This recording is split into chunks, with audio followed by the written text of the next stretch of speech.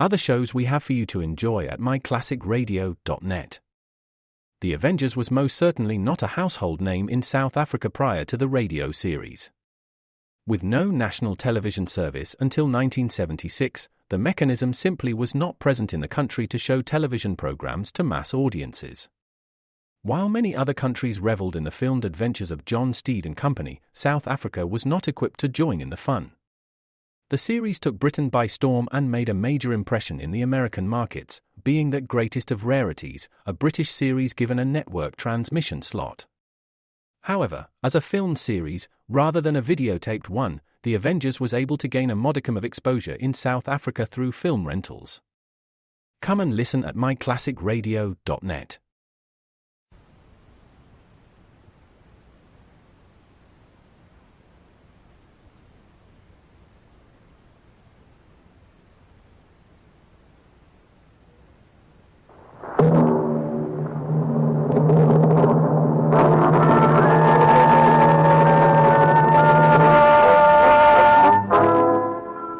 Dangerous Assignment. Transcribed, starring Brian Donlevy as Steve Mitchell.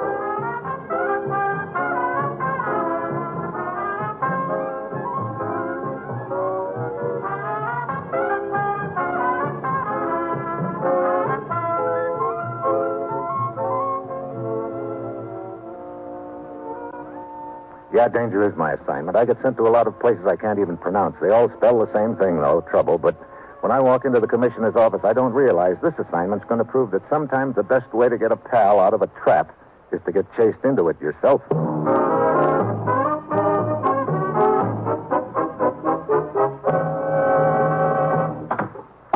Morning, Commissioner. You sent for me? Steve, one of our agents is in trouble, Rick Perez. Oh, what happened to him? Because of his Spanish ancestry and his knowledge of Latin America, he seemed the logical choice, the man to investigate those reports we've been getting on the Caribbean Legion. Caribbean Legion? Oh, yeah, I've heard about it. They're training and arming men to lead revolts in the countries of Central and South America. Yes. Rick managed to work his way into the organization, has kept in touch with us through a contact he established in Caracas, Venezuela. He kept in touch, that is, until a week ago. Then silent. Well, that doesn't necessarily mean he's in a jam, Commissioner. Last night, Perez's contact, a man named Emilio Rojas, received a message supposedly from Perez saying that he was hiding out in a village called Puerto Montego, that he needed help. So the Legion got wise and Perez is holed up, huh? Or being held a prisoner. Prisoner? You mean the message could be a trap? Right. Suppose they only suspect Perez is an American agent. Yeah, so we answer his call for help, send someone down to Puerto Montego, and the minute that someone walks into town, they know for sure. End of Rick Perez. Exactly. You've got to get into Puerto Montego without arousing any suspicion to who you are or why you're there. Find Rick Perez and get him safely away. Well, that's it. You've got your assignment. Good luck.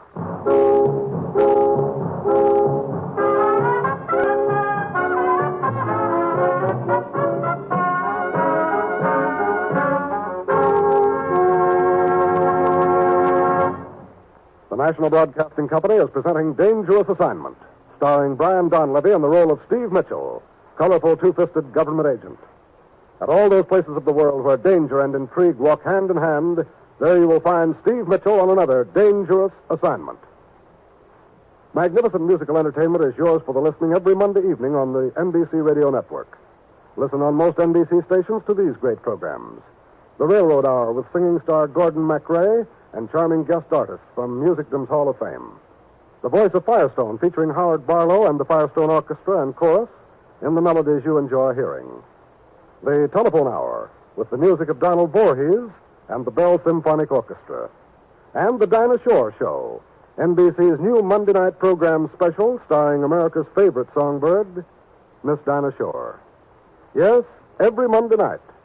Listen to the best musical entertainment on this NBC station.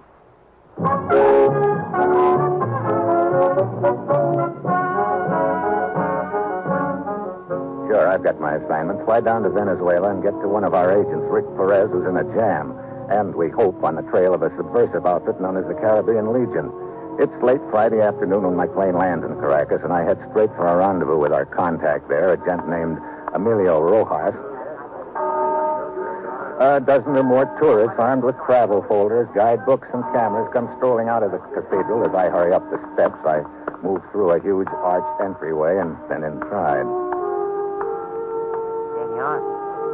Oh, hello. Looks like I'm a little late for the guided tour, huh? Yes, a pity. Still, there is always tomorrow. No. Unfortunately, I won't be in town. I have business in Puerto Montego. A charming village. I know it well. You have friends there? A business associate. This way, Senor Mitchell. Into this corridor. We can talk there. Sure you weren't followed, Rojas? Positive. I don't suppose you've had any word from Perez. No word at all, Senor. Here, this will do. I leave the door open slightly so that we may watch the entryway. You happen to have that note Perez sent you? No, I burned the message immediately I received it. You are wondering about the handwriting, huh? I cannot say. Perez and I never exchanged the written messages. Tell me, Rojas, do you have any idea why he went up to Puerto Montego? Well, 10 days ago, after he had attended a meeting of the Caribbean Legion, he told me there was talk of supplies and a boatload of new men arriving from Guatemala. And that ship might have put in at Puerto Montego, huh? Yes, Perez might have been sent to meet it. Someone aboard might have recognized him or suspected he was with your government. And now he's a prisoner or hiding out. A prisoner, senor. Not one for long, I'm afraid. They would kill him in a moment if there were the slightest reason to suspect him. I don't know, Rojas. If they figured he was valuable to their organization, they might hesitate to do away with him. They'd want to know for certain. It would affect their future plans. Yes, I see your point. How far is Puerto Montego from here? About 20 miles down the coast. Population under 200. Not good. A stranger in town would stick out like a sore thumb. Perez spent most of his time here in Caracas, didn't he? Yes, most of the time. Where'd he hang out? Any place in particular? A nightclub, a gambling house called the Maracaibo. It is owned by a French woman, a Mademoiselle Simonette. Sort of headquarters for the Legion, is it? For the Legion and the various enterprises, senor. I see. Well, that's very interesting, Rojas. You know, it sort of fits in with a little idea I've had in the back of my mind. If I could pick up the right information and certain props to work with, yeah, it might work out just fine.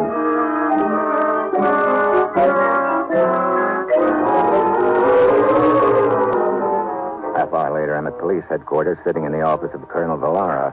I give him a fast fill-in on what I'm up to and what I'll need, and he listens to what I have to say, and then leans back in his chair and takes a long pull on his cigar. He makes with a series of smoke rings towards the ceiling. Jim Dandy's, all of them. Then he leans forward. This is highly irregular, Senor Mitchell. You understand that.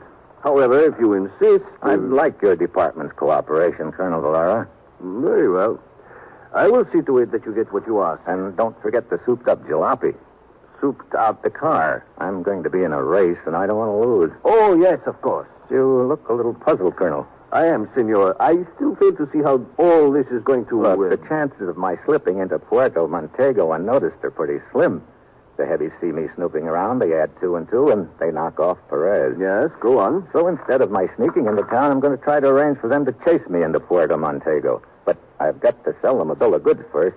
1, that I'm not an American agent, and 2, that my arrival in town has nothing to do with Perez. Oh, I see. And that, then, is the purpose of your visit to the Maracaibo Club. Right. Now, I need an entree to the club, a name I can toss around. Someone known to them, and preferably someone out of circulation, eh? Rojas suggested a gent named Broble. Oh, excellent. A well-known criminal in the Caribbean area. Now serving 10 years in prison. A frequent visitor at the club when he was in town, and when he wasn't in Caracas, he'd be in Cuba or Haiti, Puerto Rico, Jamaica, or Trinidad. I could have met him in any of those places. I would suggest Trinidad. He spent a good deal of time there. You happen to have a file on Broble? Oh, yes. A rather complete history of the man. Good. I want to know all there is to know about friend Broble. They're bound to ask questions at the club, and I want to be sure to have the right answers.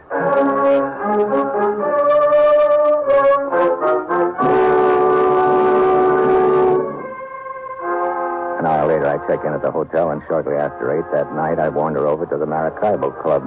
I peel a few bills from a very fat bankroll, spread them around where they'll do the most good. Also drop Bobo's name a couple of times, and pretty soon I'm admitted to the plush gambling layout upstairs. My luck is all bad, and I drop a nice chunk of dough, and meanwhile, I keep my eyes open for the lady known as Mademoiselle Simonette. Finally, he puts in an appearance. High voltage in a black, low-cut evening gown. She tosses a quick glance around the room and then moves from one game to another. Finally, she winds up standing next to me at the roulette table. I step back to make room. No, please, monsieur, do continue. I'm only a spectator. I wish that's all I was. Bad luck? Never been worse. Well, perhaps the dice table. You recommend it? Why not? Okay, but I could use a drink first. On the house, I insist. Oh, thanks, mademoiselle. You have been here before, monsieur. Mitchell. No, this is my first time. An old friend recommended the place. Brobo? Yeah. I heard you mention his name earlier at the bar. How is he? Unhappy. The penal colony doesn't agree with him. Oh. Unfortunate, wasn't it? Yeah, had a nice little deal going on at the time, too. His wife. How did she take it? Sleeper? Oh, not grieving very much. He left her a comfortable income. That fall out of Cuba last year netted him a nice chunk of dough. I see. Does she see her on the dress show? Yeah, I dropped in to see her just before I left Trinidad. Well, you must give her my warmest regards on your return. I'm not going back. Oh? That is, if I can make other arrangements. What sort of arrangement? I'd like to get to the States if I could. Why should that be difficult for you? Oh, they're sort of fussy up there about passports and things like that. You're not an American? Canadian. Hey, bar seems to be a little crowded. A table over here, Monsieur Mitchell. I will send you a waiter. Thanks. Why not join me? Why not? I dropped the matter of the passport for the present because I don't want to rush things, and that seems to be all right with Mademoiselle because she finally steers the conversation around to Bulbo again. She's playing it cautiously, checking on me, and I fill in with the right answers. Finally, I draw an invitation to continue our little chat in the privacy of her office. She excuses herself to greet some of her guests, and I wander on back alone to the inner sanctum. So far, everything's working out fine. Yeah, until I open the office door. The little gent comfortably settled in a chair. He bounces out of it, and the second he sees me, a gun suddenly appears in his neck. Well, if it ain't Mr. Mitchell. Hello, Deacon. Fancy you started in here. Well, we all have our bad days. Come on in, Mr. Mitchell. Come on in.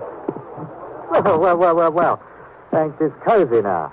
What brings you here, if I might ask? I was about to conduct a little transaction, but you've sort of complicated things. Oh, that's a shame. That's a real shame. That's what it is. I thought the Australian police would have you under lock and key by this time. Not me, Governor. Not Albert Deacon. You tried hard enough. Well, we got the boys we were after and left the small fry like you to the local law. No small fry no longer, Mr. Mitchell. Sit down. Make yourself comfortable and don't try any funny moves or this little pop gun goes off, see? I get the picture, Deacon. This little transaction you mentioned. This was a mademoiselle, I imagine. Oh, good. We'll just wait here until she comes along. I dare say she'll be mighty interested to know she's entertaining a United States government agent.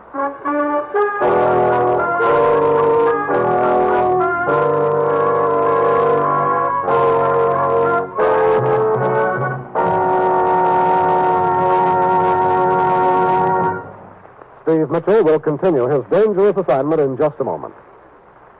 Steve Mitchell will continue his dangerous assignment in just a moment. Today, more than ever before, the great scientific minds of our country are hard at work solving the mysteries of cancer. In over 100 research centers located in all parts of the country, there is being carried on the greatest research program against a single disease ever known to man. Someday soon, the scientists hope to have the answers. But to continue and expand the tremendous research program, money is needed. That money must come from you. Cancer is a major enemy of the American people, and last year alone, it claimed some 215,000 victims.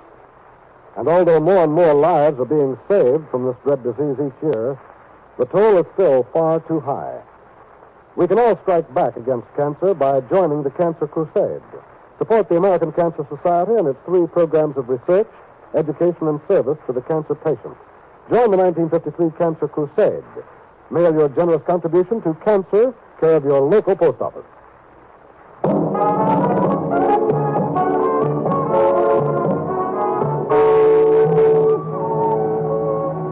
Now back to Dangerous Assignment and Brian Donlevy as Steve Mitchell.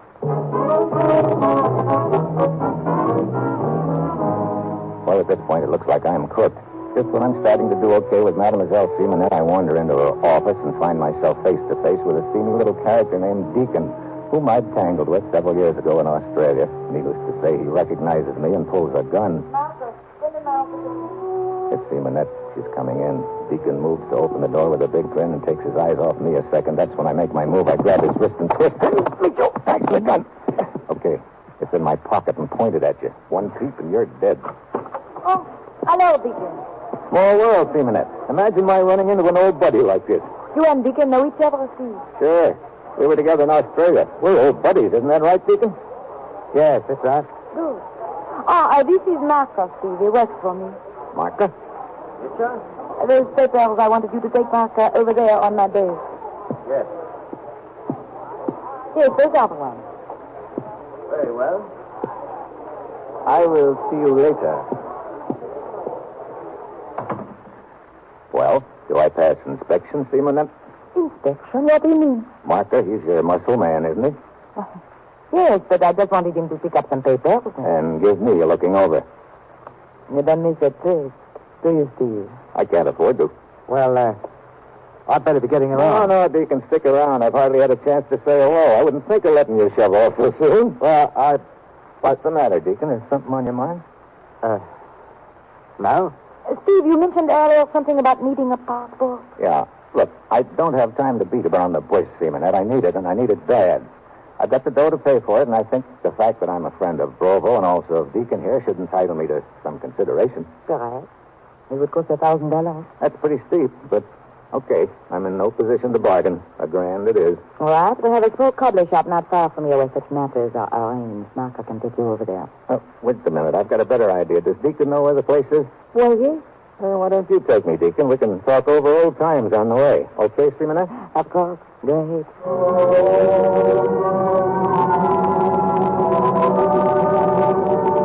I hustle Deacon out of there before he can tip my mitt. I make him take me to the cobbler shop. And in the back room, they take a picture, and half an hour later hand me a passport. I peel off the dough and pay them. Then I take Deacon to the house of my contact, Rojas, who salts him away in his car. You'll be quite safe down there, Senor Mister. Good, Rojas. I could have Colonel Valera put him under arrest, but one of Simonette's boys might possibly find out about it. Yes, that would not be too good. Senor Mitchell, I still do not understand what you're planning. Right now, my plan is to go to my hotel room and wait. For what? For Marca, and maybe another Simonette's boys to show up. I figure they should be there within 2 hours. But what makes you so sure they will come to your room? That money Colonel Valera furnished me. The dough I used to pay for my phony passport. What about it? It's counterfeit. Yeah. You know, I think those boys are going to be real mad when they find that their own phony dough is shoved back on them.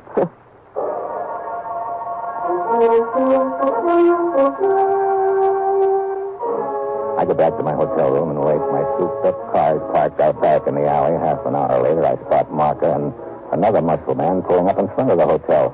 I pick up my suitcase and go out into the hall like I'm leaving. They spot me from the bottom of the stairs. There he is. They start up the stairs at me. I heave my suitcase at them. They go down on a heap. I run back into my room, down the fire escape into my car.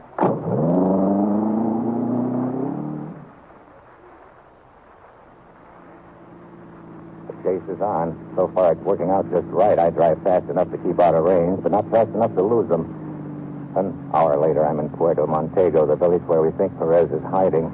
It's all of 2 blocks long. I gun through the town, then pitch my car at the far end behind one of the buildings. I circle back on foot and hide.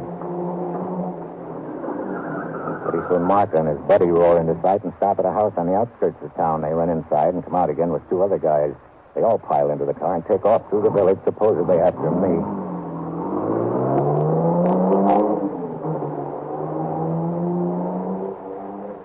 So, now I've located one of their headquarters. I ease up to the house. I can hear a voice from inside. Maybe there's 2 of us. Better look around the village in case this Mitchell doubles back. It's Perez talking, and it's also my cue. I just opened the door. I've got him, Steve. You sure have, Perez. Nothing like a beer bottle to lull a guy to sleep.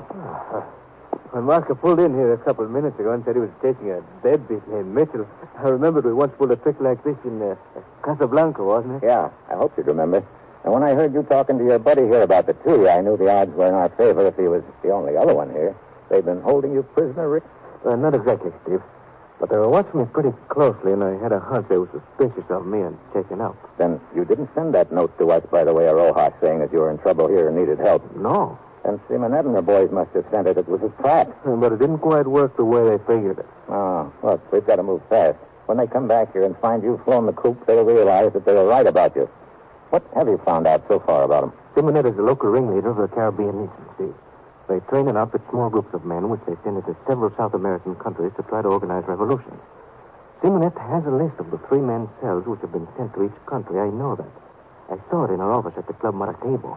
Then come on. We've got to get back to Simonette fast and grab that list.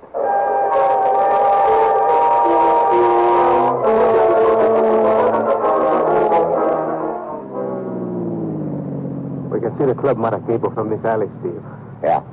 Come on, we better... Hey, wait a minute.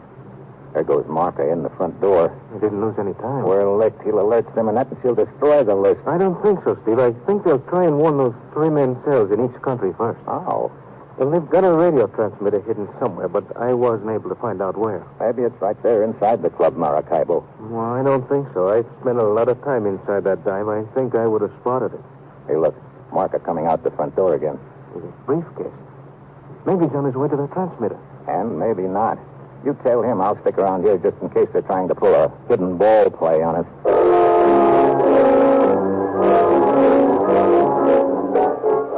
Perez takes off after Marca, and I ease around to the back of the joint and wait in the shadows. Sure enough, a minute later, Simonette comes out the back door carrying an envelope. She crosses to the alley and disappears into a warehouse. I follow her. Inside, I spot her starting up a flight of stairs. I catch up to her fast. I'll take that list. Let go of me. Let's go. Well, hello, Marca. I guess you just took a little trip around the block, huh? That's a good guess. I'll hand over that list. He keeps coming at me up the stairs. Suddenly, I grab the rail and kick at his wrist. The gun goes flying. I lunge at him. We roll down to the floor. His head connects with the cement. I whirl around. But Simonette's already got the gun, and it's pointed right at my belt buckle. You okay? Yeah, sure am, Perez. I wouldn't have been if you hadn't shot that gun out of her hand when you did. Oh, no, Simonette, you're not leaving. Let go. With that list we've got, the only place you and your outfit are going is out of business for keeps.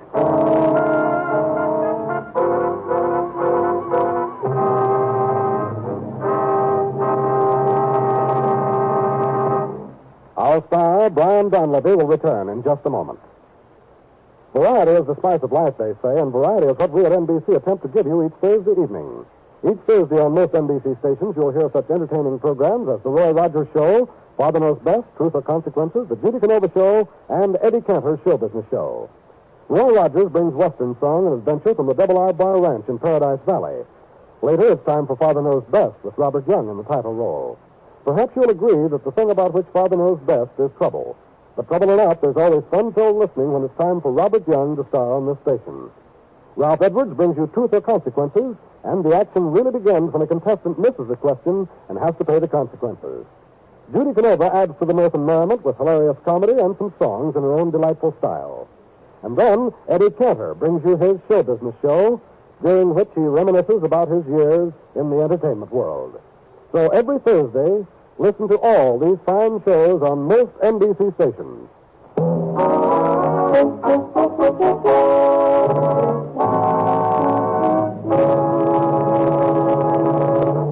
Next week, Paris. I bodyguard a quiz kid. And that will be Steve Mitchell's dangerous assignment next week.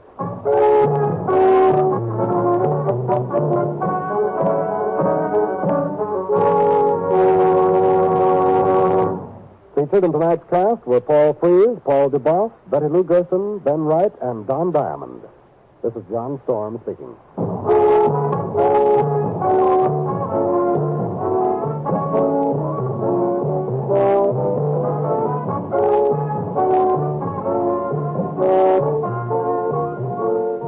Dangerous Assignment, starring Brian Donlevy as Steve Mitchell with Herb Butterfield as the commissioner, is written by Bob Bryce and Adrian John Doe, and is directed by Bill Karn. Be with us again next week at this time, when Brian Donlevy, starring in the role of Steve Mitchell, will embark on another transcribed Dangerous Assignment.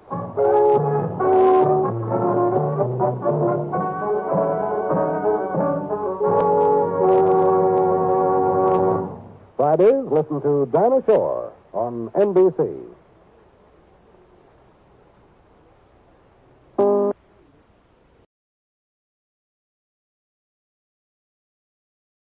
If you're struggling with alcohol or drugs, Recovery Centers of America can help. The holidays are over, the new year is here, and the time to act is now. Expert private care at Recovery Centers of America will get you on the road to recovery today. At our award-winning and fully accredited treatment centers on the Eastern Shore and in Southern Maryland, you will be treated with compassion, dignity, and respect by our dedicated team of professionals. You will also benefit from specialized programs, 24-hour medical care, and the comfort of our outstanding facilities. Let us help you. We will answer your call 24/7 and can get you into treatment as soon as today. If outpatient care is right for you, you can receive a same-day assessment and attend therapy in person or virtually. And because we accept most private insurance plans, you get premium care without the premium price. Don't wait. Start your new year. Start your new life today. Call 1-888-RECOVERY now. That's 1-888-RECOVERY.